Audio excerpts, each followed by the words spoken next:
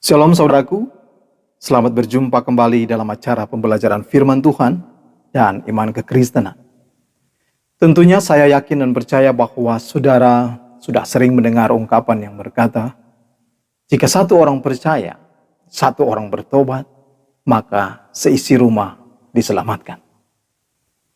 Tentang pernyataan ini kalau kita merujuk terdapat dalam Kisah Para Rasul pasal 16 ayat 31, di mana dalam Kisah 16 ayat 31 berkata, percayalah kepada Yesus Kristus dan engkau akan selamat, engkau dan seisi rumahmu. Sebelum kita masuk lebih jauh, mari kita melihat konteks pembicaraan dari ayat ini. Kita tahu bersama bahwa cerita ini berbicara tentang Paulus dan Silas yang dimasukkan ke dalam penjara. Dan seorang kepala penjara ditugaskan untuk menjaga Paulus dan Silas sebaik-baiknya.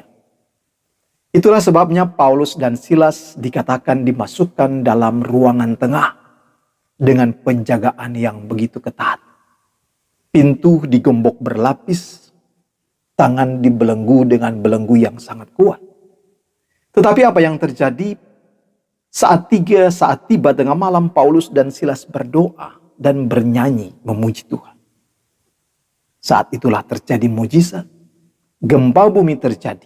Pintu-pintu penjara terbuka, bahkan belenggu yang mengikat tangan Paulus dan Silas patah.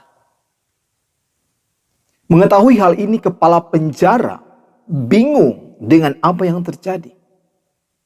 Dia menyadari bahwa tahanan yang dititipkan kepadanya sudah melarikan diri.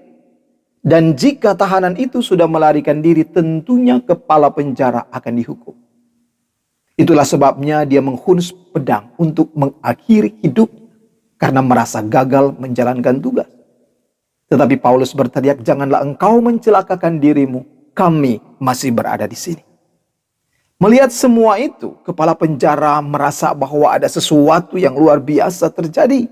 Dan dia meyakini bahwa gempa bumi, pintu-pintu penjara, dan belenggu-belenggu yang patah merupakan mujizat dari Allah yang disembah oleh Paulus dan Silas. Dalam keadaan seperti itu, dia datang bertanya kepada Paulus dan Silas, apa yang harus aku perbuat?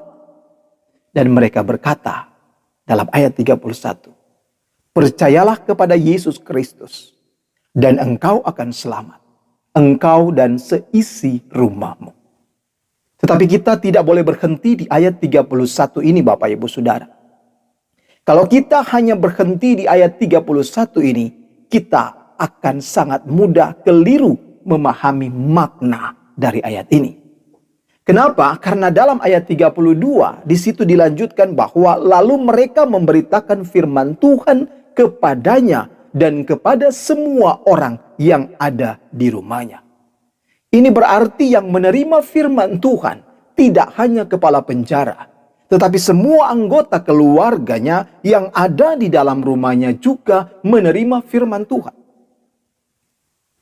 Tidak hanya kepala penjara yang percaya kepada Yesus, tetapi semua anggota keluarga yang ada di dalam rumahnya menerima firman Tuhan dan percaya kepada Yesus. Buktinya sangat jelas dalam ayat 33. Mereka memberi diri untuk dibaptis.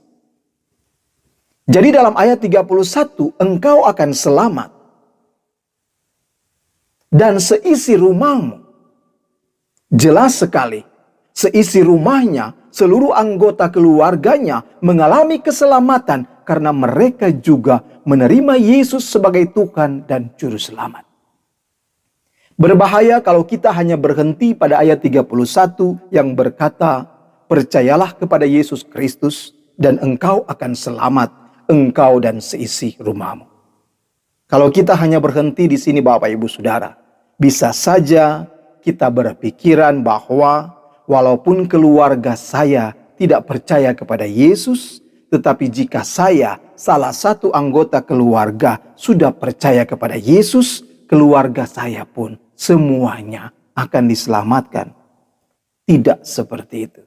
Ayat ini tidak berkata bahwa seorang yang percaya bisa menyelamatkan orang lain, anggota keluarga yang lain yang tidak percaya.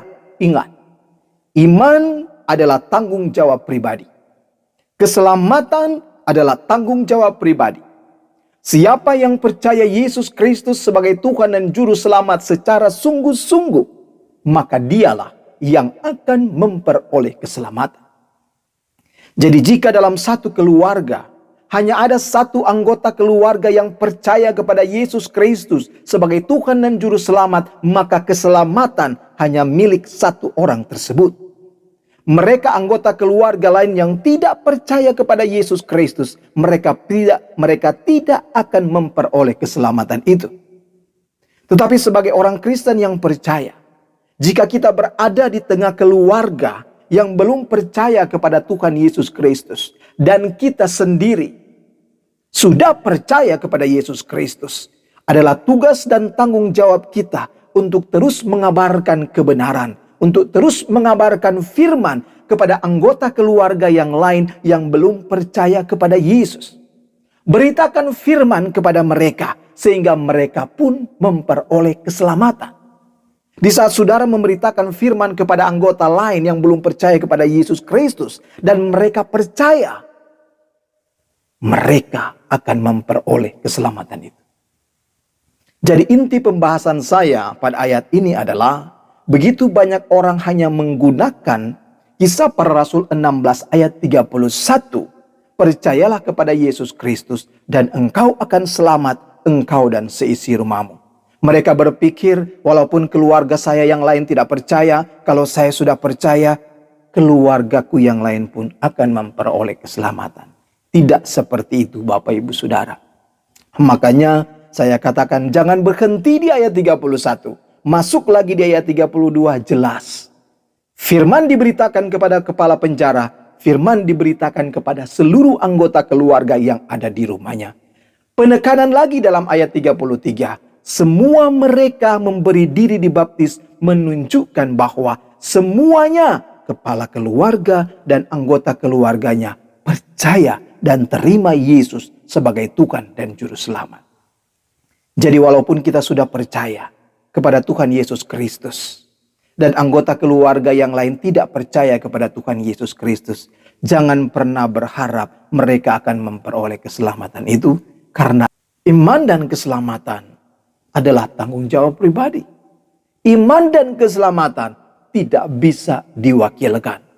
Itulah sebabnya Kisah Rasul 16 yang berkata, percayalah kepada Yesus dan engkau akan selamat, engkau dan seisi rumahmu. Itu tidak menunjuk bahwa kalau saya percaya, anggota keluarga saya yang tidak percaya juga akan mengalami keselamatan. Tidak, saudaraku. Ayat ini berkata demikian, karena jelas dalam ayat 32 dan ayat 33, seluruh anggota keluarganya pun menerima dan percaya Yesus dan memberi diri dibaptis. Semoga ini bisa memberkati. Tuhan Yesus memberkati. Yesus engkau